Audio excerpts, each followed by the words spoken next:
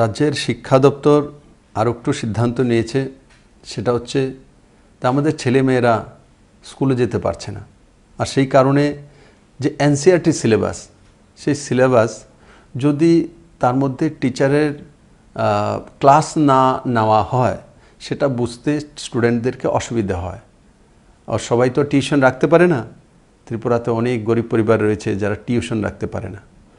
তো তাদের জন্য যাতে বাড়িতে বসেই তার কোচিং পাওয়া যেতে পারে, ক্লাসে যেটা হয় সেটা পেতে পারে, রাজ্য সরকার সিদ্ধান্ত করেছে যে ইলেকট্রনিক্স মিডিয়া, সোশ্যাল মিডিয়ার মাধ্যমে বিভিন্ন ক্লাসের সাবজেক্টগুলো ক্লাসে যেভাবে পড়ানো হয় ঠিক সেইভাবে পড়ানো হবে।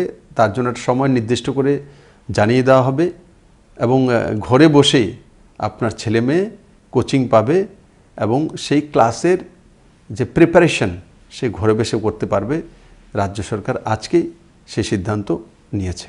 আমি সমস্ত প্যারেন্টসদেরকে বলবো, যখন এই সোশ্যাল মিডিয়াতে বা ইলেকট্রনিক্স মিডিয়াতে সেই ক্লাসগুলো হবে, শিক্ষক বা শিক্ষিকারা নেবেন, তখন আপনি আপনার বাড়িতে বসে টিভির সামনে ছেলে মেয়েকে নিয়ে সেগুলোর প্রতি ধ্যান রাখা এবং ছেলে মেয়েরা যাতে সেগুলো দেখে সেই ক্লাসের যে অভ্যেসটা, ক্লাসের যে ব্যবস্থা, সেটা অনুভব করতে পারে এবং তার লাভ ঘরে বসে নিতে পারে।